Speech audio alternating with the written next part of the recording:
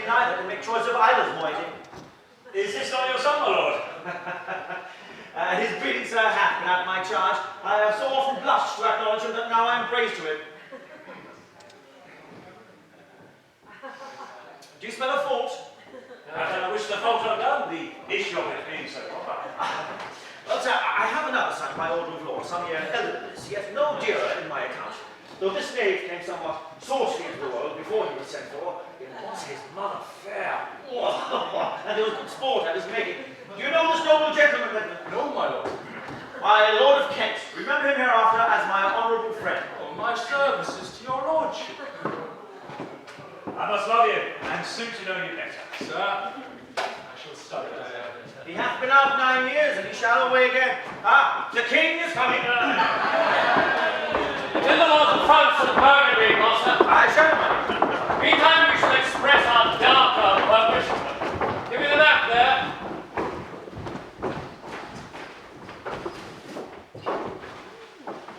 Know that we have divided in 3 our kingdom. It is our first intent to shake all cares and business from our age, conferring them on younger strains. While we, unburdened, crawl toward death.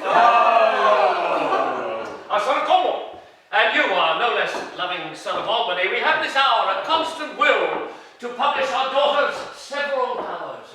That future strife may be prevented now. The princes, France and Burgundy, great rivals in our youngest daughter's love, now in our court have held their amorous sojourn, and here are to be answered. Tell me, my daughters, since now you will divest us both of rule, interest of territory, cares of state, which of you, shall we say, doth love us most? That we our largest bounty extend where nature doth with merit challenge. Goneril, our eldest born, speak first. Sir, I love you more than words can wield the matter. Dearer than eyesight, space, and liberty. Beyond what can be valued, rich or rare. No less than light, with grace, health, beauty, honor. As much as child e'er loved or father found. A love that makes breath poor and speech unable. Beyond all manner of so much, I love you.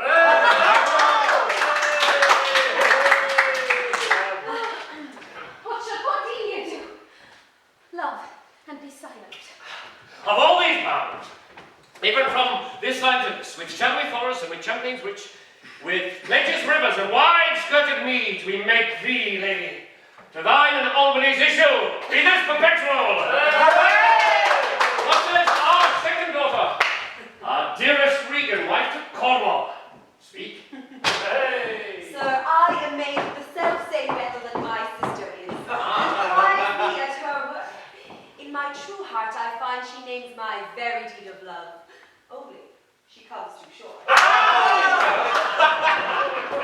I profess myself an enemy to all other joys, which that most precious square of sense possesses, and find I am alone felicitate in your dear highness's love.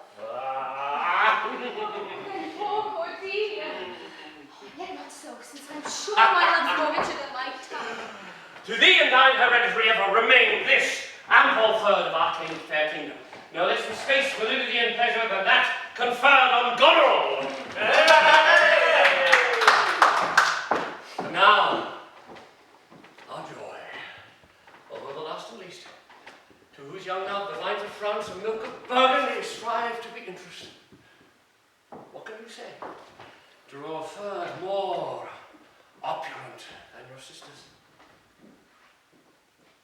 Speak.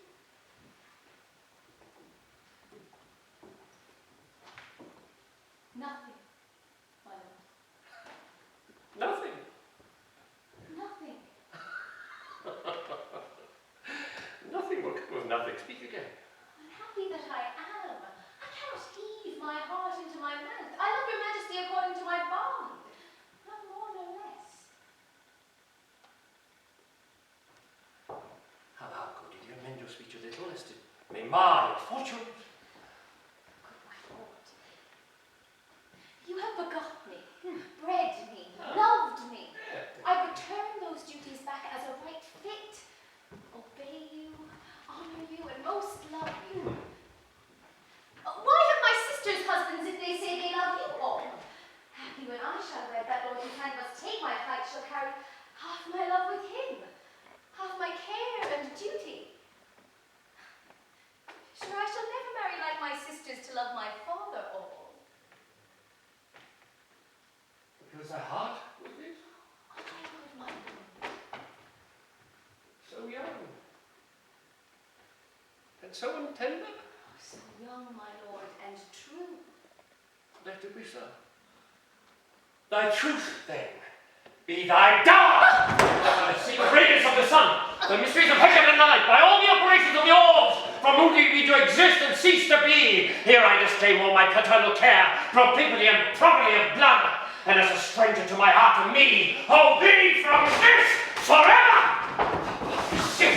Or he that makes his generation messes to gorge his appetite, shall to my bosom be as well neighboured, pitied, and relieved as thou, my sometime daughter.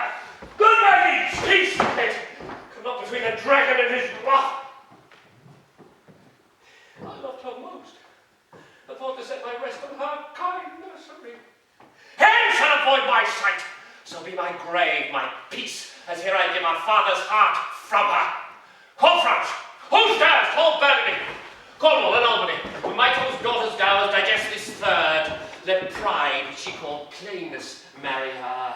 I do here jointly invest you with my power, preeminence, and all the large effects that troop with majesty. Ourself, by monthly course, with reservation of 100 knights, by you to be sustained, shall our abode make with you by due terms.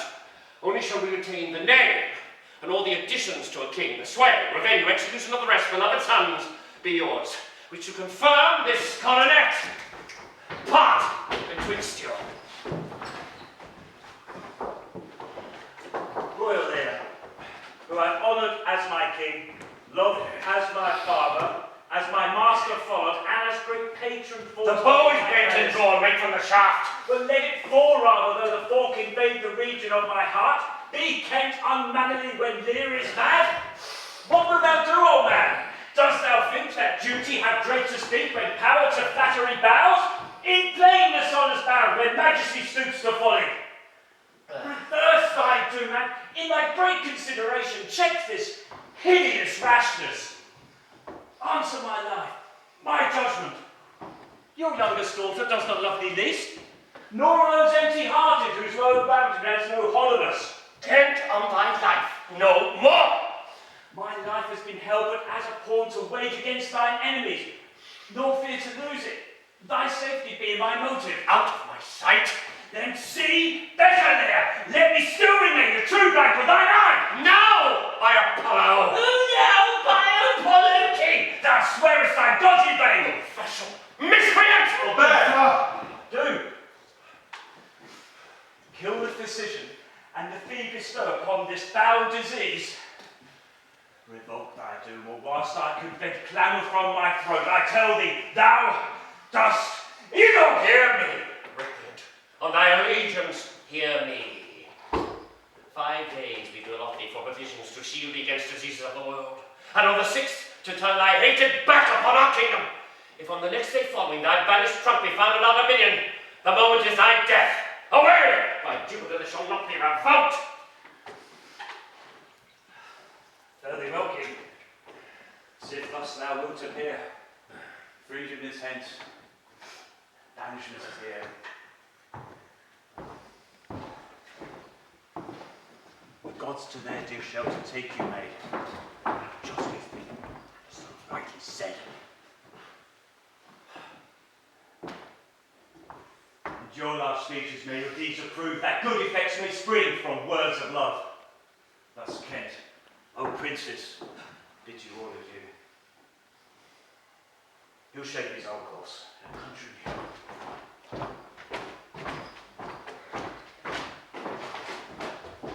Here's France and Burgundy, my noble lord.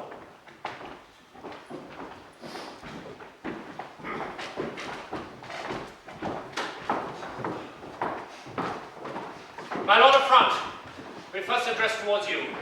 With this king hath rivaled for our daughter. What in the least will you require in present dower with her, or cease your quest of love? Most royal majesty, I crave no more than hath your highness offered, nor will you tender less. Right, noble Burgundy. When she was dear to us, we did hold her so. But now her price is fallen, certain as she stands. If aught within that little seeming substance, or of all of it, with our displeasure pleased, and nothing more, may fitly like your grace, she's there, and she is yours. I know no answer. Will you, with these displeasures she owes, unfriended, you adopted to our hate, dowered with our curse, strangered with our oath, take her or leave her? Pardon me, royal sir. Election makes not up on such conditions. Then leave her, sir, for by the power that may be, I tell you all her wealth. For you, great king, I would not from your love make such a stray to match you where I hate. Therefore beseech you, without your liking a more worthier way than a little wretch whom nature is ashamed almost to acknowledge her. This is most strange. Beseech your majesty, if I want that glib and oily art to speak, and purpose not since what I might intend, I'll do it before I speak. Let you make known, it is no vicious plot, murder, foulness, no unchaste action or dishonored step that hath deprived me of your grace and favour. But for want of that for which I am richer, a still soliciting eye, and such a tongue as I am glad I have not. Though not to have it hath lost me in your liking.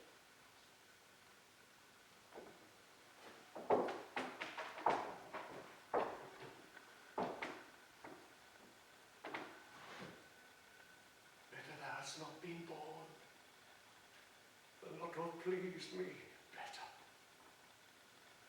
Is it but this, my lord of Burgundy? What say you to the lady? Love is not love when it is mingled with regards that stand aloof from the entire point. Will you have her? For she is herself a dowry. Royal king, give but that portion you yourself proposed, and here I take Cordelia by the hand. Duchess of Burgundy. Nothing. I have sworn. I'm firm. I am sorry then. You've so lost a father that you must lose a husband. Peace be with Burgundy. Since that respects a fortune or his love, I shall not be his wife. Fairest Cordelia, that art most rich being poor, most choice forsaken, most loved despised. Be it lawful that I take up what is cast away. Bid them farewell, Cordelia. Though unkind, thou losest here a better where to find. Thou hast the front. Let her be thine. For we have no such daughter. Nor shall ever see that face of hers again. Therefore be gone without our grace, our love, our benefit. Come, noble Burgundy. Bid farewell to your sisters. The jewels have not fallen. With washed eyes, Cordelia leaves me. Sister, it is not a little I have to say. Oh, I know you what you are! And like a sister, I most love to call your faults as they are named. Use well, our father. To your professed bosoms I commit him, but yet alas stood I within his grace. Oh, I would prefer him to a better place. So farewell to you both. Prescribe not us our duties. Let your study be to content your lord, who hath received you at fortune's arms. You have obedience scanted, and well worth the want that you have wanted. Time shall unfold plaited cunning hides, who cover faults, at last shame them divides. Well, may you prosper. Come, my fair Cordelia. Sister, it is not a little I have to say, and what most dearly appertains to us both. I think our father will hence tonight. That's most certain, and with you, next month with us. You see how full of changes his age is. The observation we have made of it had not been little. He always loved our sister most, and with what poor judgment he hath now cast her off appears too grossly. 'Tis the infirmity of his age, yet he had ever but slenderly known himself. The best and soundest of his time hath been but rash. Then must we look to receive from his age age, not alone the imperfections of long engraft condition, but therewithal the unruly waywardness that infirm and choleric years bring with them. Such inconstant starts I would like to have for him as this of Kent's banishment. Pray you, let's hit together. If our father carry authority with such disposition as he bears, this last surrender of his will but offend us. We shall further think on it. We must do something, and in the heat.